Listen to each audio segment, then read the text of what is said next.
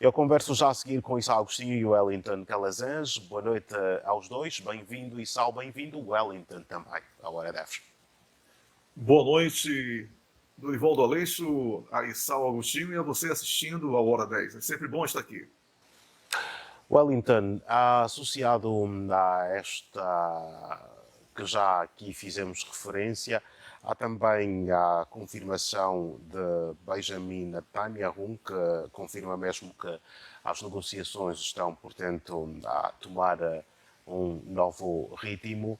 Isto é algo confortador, do seu ponto de vista? Sem dúvida, temos aqui que torcer para que as palavras de paz ganhem força, o reforço oportuno, né? Você mencionou aí Catar e Egito como intermediários, mas temos agora também que ressaltar que até Estados Unidos e China, né, começam a mudar um pouco o tom do discurso. Hoje à tarde, o presidente chinês, Xi Jinping, exigiu o cessar-fogo. E também o, o príncipe árabe, que deixou muito claro que não há mais razões para esta ofensiva de Israel contra os civis na Palestina. A opinião pública internacional condena tudo isso. O apoio a Israel é cada vez mais restrito a pessoas ligadas à religião, desta ou daquela, alguns neopentecostais desavisados que confundem o Antigo Testamento com uma história contada pelos sionistas aos judeus, para enganar os judeus pela segunda vez, já enganou na Segunda Guerra e agora nessa guerra.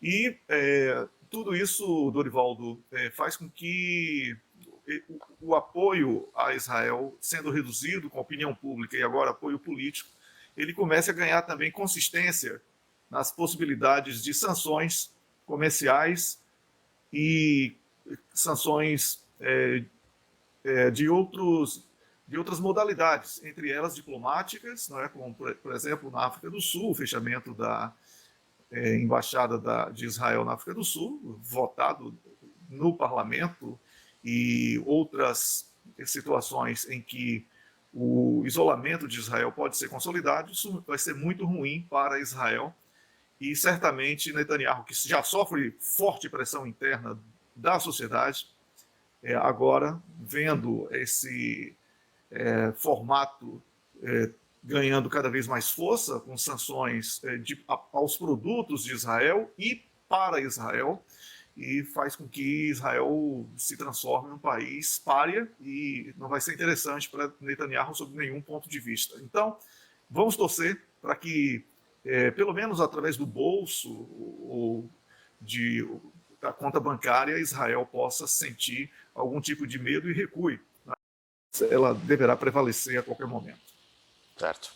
Wellington, vamos olhar também aqui para o secretário-geral da NATO, este que acusa a Rússia de interferência para desestabilizar os Balcãs ocidentais. É algo que acontece então no início de uma visita de 4 dias à região que Stoltenberg está a realizar, e manifestou aqui também a preocupação com a Bósnia-Herzegovina, onde surgiu há meses ameaças separatistas na República Sérvia da Bósnia. Pois é, Dorivaldo, a Bósnia ela é reconhecida por todo mundo, menos pela Sérvia, né? Então, não vai ser simplesmente uma declaração do secretário-geral da NATO, o Jens Stoltenberg, que vai configurar uma verdade absoluta.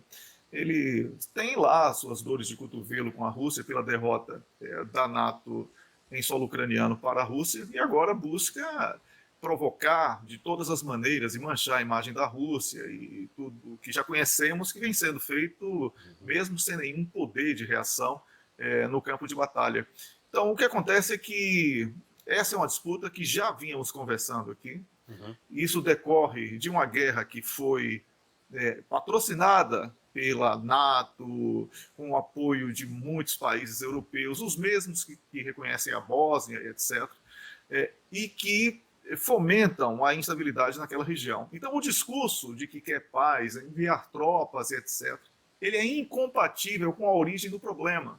a origem do problema, denuncia toda a culpa desse bloco NATO e dos países europeus que ainda sustentam essa provocação, porque a Sérvia está muito bem protegida, não só pela Rússia, como é colocado de maneira repetitiva pela imprensa, mas também pela China, que tem bastante atenção aos movimentos ali naquela região.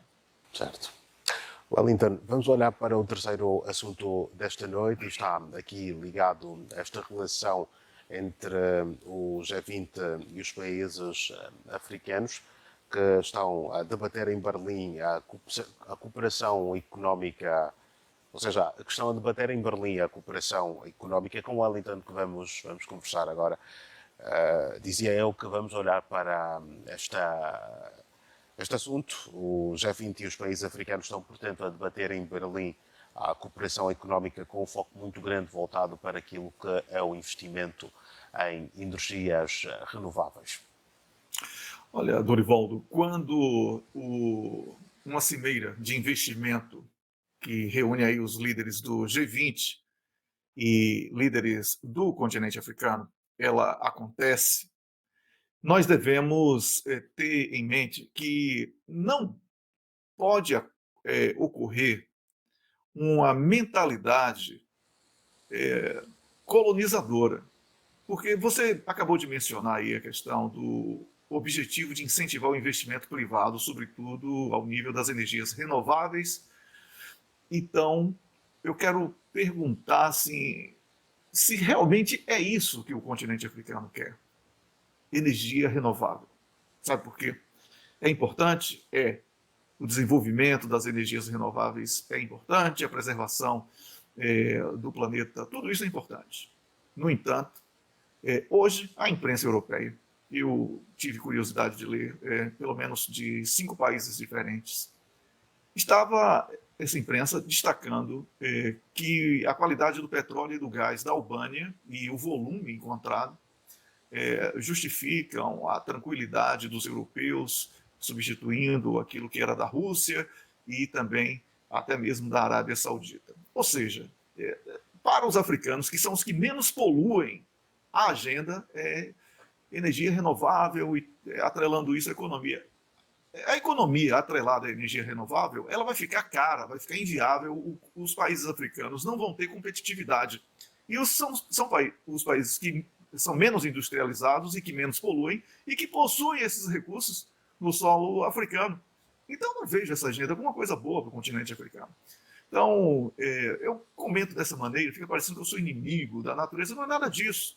Eu nasci num país que tem ainda uma floresta gigantesca, que é a Amazônia. Tentam roubar de todas as maneiras, mas ela está lá ainda.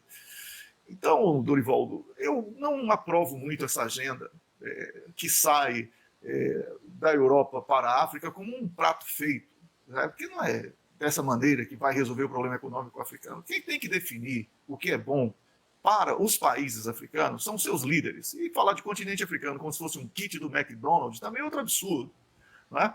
A África não é um país e Nelson Mandela não está mais vivo para ser presidente, como muitas pessoas pensavam até pouco tempo. Então, cada país tem a sua necessidade específica e cada dirigente deve negociar os seus interesses de maneira isolada. O bloco ele vai servir para que determinados padrões de transporte, logística, transferência de know-how, transferência de valores, tudo isso possa estar dentro de um guarda-chuva de segurança, tanto para quem investe como para quem presta serviço ou negocia o commodity, vamos falar assim. Então, Dorivaldo, tenho que reprovar. Acho louvável a ideia, mas o modelo é o mesmo de sempre, com aquela coisa de que nós vamos ajudar você, nós vamos investir na juventude e na educação. Aí você não sabe o que é que está sendo investido, como é que está sendo investido, e não sabe se é isso que está precisando nesse momento. A mesma coisa essa questão da energia renovável. É importante investir em energia renovável? É. Mas e por que a Europa está nessa situação energética? Nesse desespero pelo gás da Nigéria que nós comentamos aqui há pouco mais de 20 dias. Desespero pelo gás de outros países africanos e comprando gás russo através de intermediários. Porque essa energia renovável ela é cara, ela não é competitiva e ela ainda não é viável. Então não vamos impor isso aos africanos, que são os que mais sofrem com a poluição europeia e dos Estados Unidos e de outros países poluentes, já que querem falar sobre a questão verde. Wellington Calazans e Sal Agostinho, eu vou agradecer mais uma vez a presença dos dois. Um grande abraço. Até a próxima. Um grande abraço, Dorivaldo. Um abraço também ao colega Salvo Agostinho e a você assistindo ao Hora 10. E melhoras aí, Dorivaldo. Sua voz está. Né? Precisa voltar a cantar bem como antes. Tá?